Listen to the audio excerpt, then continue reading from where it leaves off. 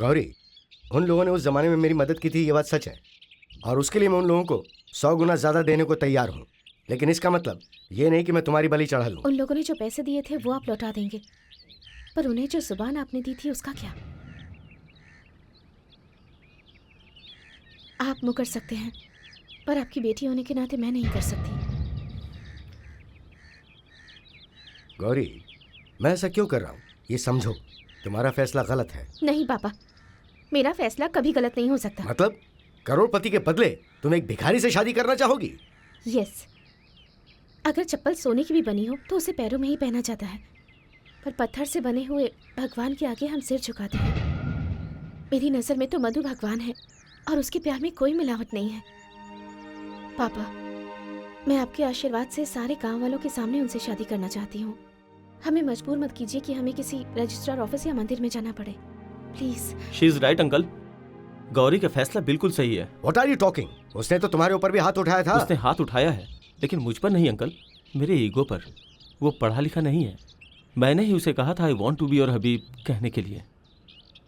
हाँ गौरी, लेकिन उसके लिए मैं तुमसे माफ़ी नहीं मांग रहा हूँ, क्योंकि अगर मैंने वो बता दिया होता तो तुम्हारे मन में किसके लिए प्यार है कभी नहीं जान पाता। आनंद, मुझे सब पता है अंकल, वो बचपन से ही गौरी को प्यार करता आया है।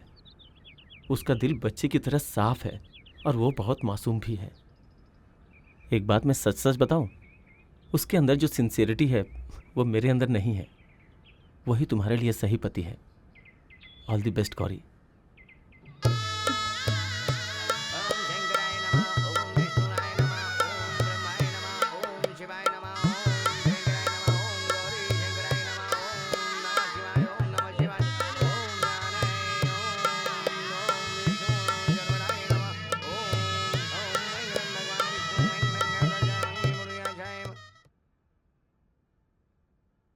पापा, आपने बुलाया मुझे?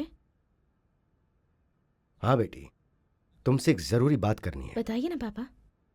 तुम मेरे घर में एक राजकुमारी की तरह रही हो। उस घर में जाकर तुम बर्तन घिसकर लकड़ी का चूल्हा जलाकर कैसे जी पाओगी? तुम्हारी पसंद से इनकार नहीं है, और सिर्फ इसी वजह से मैं उससे तुम्हारी शादी करवा रहा हूं। पर अभी तुम्हारा पिता होने के नाते मैं तुमसे कुछ मांगता हूं, वो दे पाओगी?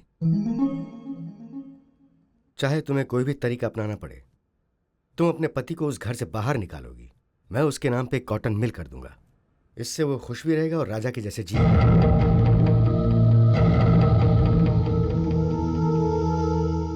ये सब मैं तुम्हारी खुशी के लिए कर रहा हूं बेटी। आखिर तुम्हारे पति के नाम कुछ तो होना चाहिए ना। मैं तुम्हारी जिंदगी को खुशनुमा देखना चाहता हूं, तो तुम्हें उन 4 भाइयों से अपने पति को अलग करना होगा। बोलो, क्या ये कर पाओगी तुम? बोलो बेटी। ठीक है पापा, मैं पूरी कोशिश करूंगी।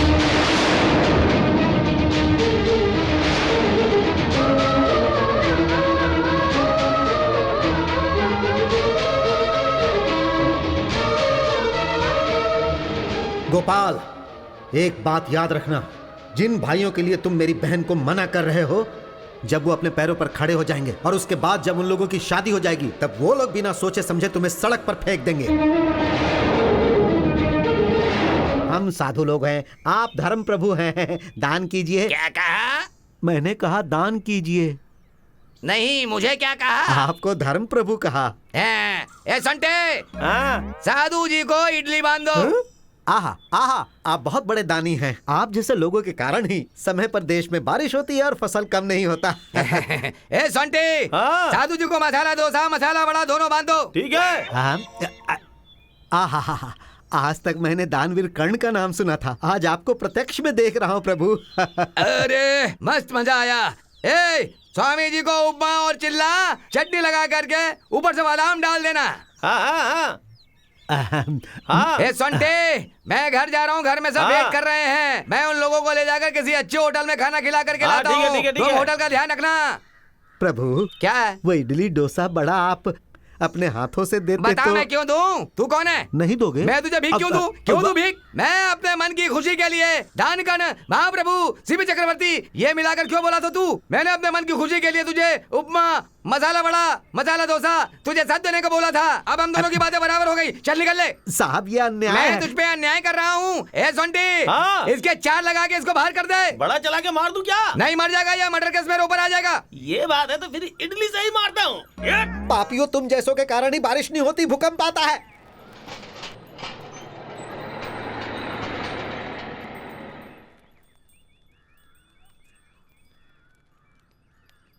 नमस्ते मालिक। हाँ नमस्ते शंकर जी, बोलिए क्या बात है। कुछ नहीं मालिक, मालकिन के लिए घर वालों ने कुछ सामान भेजा है। ओहो ये बात है। बेटा गौरी। हाँ भैया, आपने बुलाया? नमस्ते छोटी मालकिन। छोटी मालकिन, मालिक ने आपके लिए कुछ सामान भेजा है। इस लिस्ट के हिसाब से आप सारा सामान चेक कर लीजिए।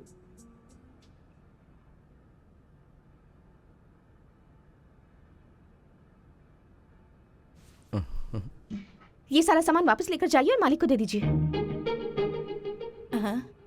क्यों बेटी? जैसा कह रही हूँ वैसा खींचिए, ले जाइए इसे।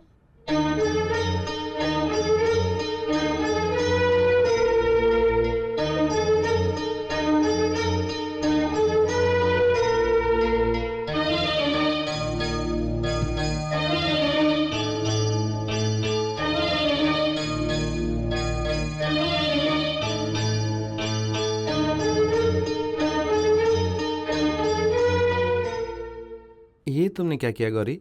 तुम्हारे पिताजी ने इतने प्यार से सामान भेजा था, तुमने वापस लौटा दिया। वो क्या सोचेंगे? कोई भी कुछ भी सोचे, अगर कोई किसी को कुछ भेज रहा है तो उसके स्टेटस के हिसाब से भेजना चाहिए ना। मुझे ऐसे सामान भेजे उन्होंने, मुझे उस सब की कोई जरूरत नहीं है, तो फिर मैं वो सामान क्यों लूं?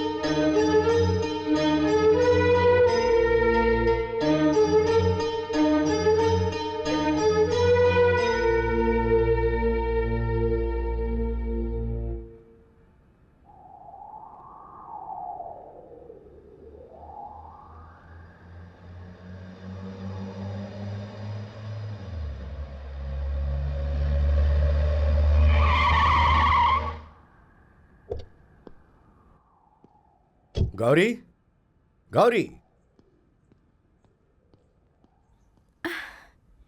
आइए पापा। ये क्या किया बेटी तुमने? मैंने क्या किया? और क्या करना चाहती हो तुम? मैंने कितने प्यार से तुम्हारे लिए सामान भेजा था और तुमने उसे वापस लौटा दिया। कुछ कमी थी तो मुझे कहती। इस तरह वापस क्यों भिजवा दिया तुमने?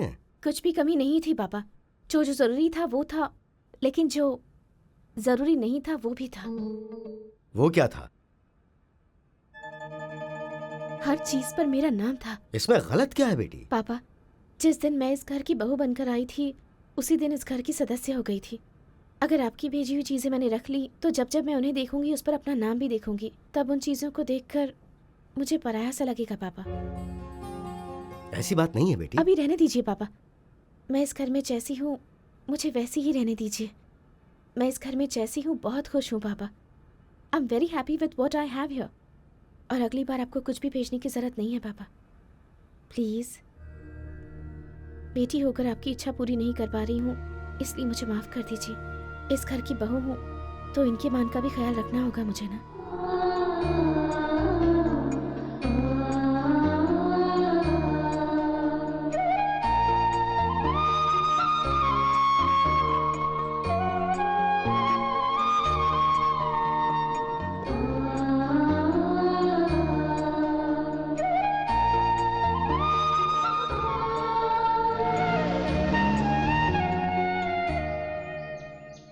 अरे संटे, इधर आ।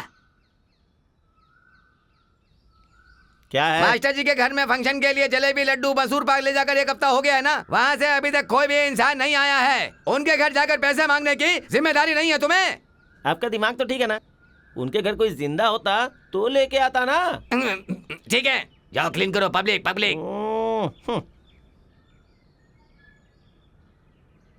नानी जी, मुझे आशीर्वाद दीजिए। अरे अरे, ये क्या कर रही है बेटी? आज शुभ सावन का शुक्रवार है, मुझ जैसी अभागन औरत का आशीर्वाद क्यों लेना चाहती है तू?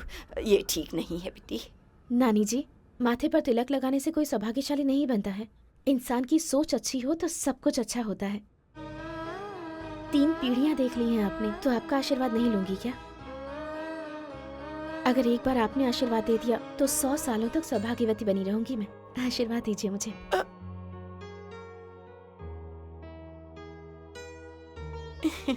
उठो बेटी।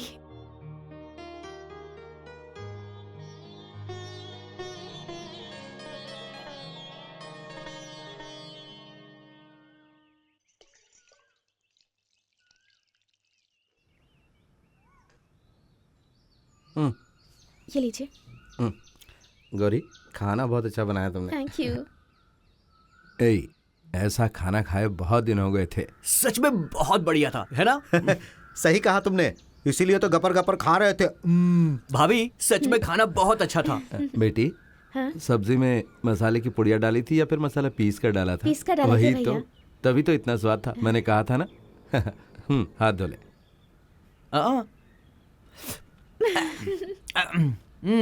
अब हाथ धो सकता हूँ।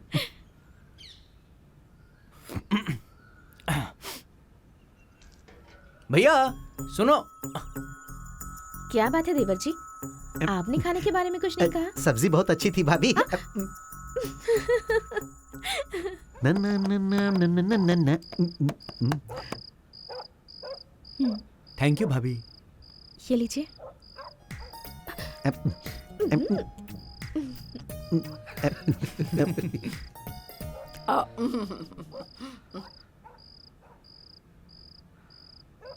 भैया आप ही लीजिए। बेटी, मुझे माफ कर दो। ये आप कैसी बातें कर रहे हैं? बाहर नहीं भूल पाया, लेकिन तुम्हारे बारे में गलत सोचा था, और ये गलत बात है ना। उस दिन शादी होने के बाद तुम्हारी और तुम्हारे पिता की बात मैंने सुन ली थी। तुम मुझे और मेरे भाई को अलग कर दोगी ये सोचकर डर गया था, लेकिन कल तुमने अपने पिता को जो जवाब दिया ना, वो सुनकर मेरे दिल को शांति मिल गई। मन ठंडा हो गया बेटा। मैं यहाँ तकलीफ उठा रही हूँ ऐसा मेरे पापा ने सोचा। पैसे नहीं रहेंगे तो तकलीफ उठाते हैं ऐसा उन्हें लगता है, पर ज्यादा पैसा होने पर भी इंसान तकलीफें उठाता है, ये बात उन्हें नहीं पता है। मैं यहाँ जैसी भी हूँ बहुत खुश हूँ भैया। शाबाश बेटा, तुमने बहुत अच्छी बात बोली। हम दूध हैं या पानी पता नहीं, लेकिन तुम चीनी हो ये पक्का है। तुम हमारे घर की बहू हो, ये हमारी खुशनसीबी है। हम नसीब वाले हैं। आप लोग नसीब वाले नहीं भैया, मैं हूँ। मेरी बनाई हुई सब्जी में कोई स्वाद नहीं था, पर आप सब लोगों ने उसकी तारीफ की ताकि मेरे मन को ठेस ना पहुँचे। यही तो आप लोगों के संस्कार हैं। ऐसा कुछ नहीं है बेटा, सब्जी वाकई अच्छी थी। खाना तो मैंने ही बनाया था ना भैया, किसी में भी नमक नहीं था। आपने कहा सो कहा। आपके दूसरे भाई ने तो खीरे की सब्जी अच्छी है यहाँ तक कह दिया ताकि मुझे बुरा न लगे। सही तो कहा। आज मैंने खीरे की सब्जी बनाई ही नहीं थी भैया।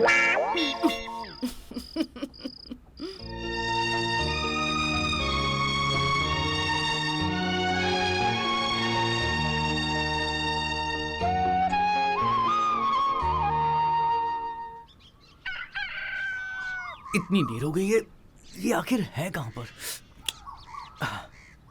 ठीक है सुब्बाराव, शाम को घर आकर मिलता हूँ। हाँ ठीक है।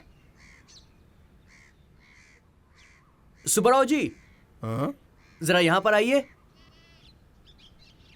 अच्छा, मेरा नाम आपको कैसे पता? सिर्फ आपका नाम ही नहीं, आपके बारे में बहुत कुछ पता है। बहुत मुझे पता है। क्या पता है? अरे रे डरिए मत, मैंने सुना है कि आप बीड़ी बड़ी स्टाइल में पीते हैं। हाँ? तुम्हें किसने बताया? अरे स्टाइल में पीते हैं, ये बात सच है ना? एक बार पीकर बताइए ना। अरे इसमें क्या है, बीड़ी को ऐसे निकालो, उसके बाद इसे मसल के फिर हाथों में लेके पूरे स्टाइल के साथ हम एक काम करते हैं, बीड़ी मैं पीता हूँ और आप बताइए मेरा स्टाइल आपको कैसा लगा। जरा माचिस दीजिए ना। नहीं है। दीजिए ना। अरे नहीं है। माचिस के बिना घूम रहे हैं, कैसे आदमी है आप? बहुत ही घटिया स्टाइल है आपका। हाँ? चल जाओ यहाँ से, माचिस नहीं है। सुबह सुबह कहाँ से टपक गया ये?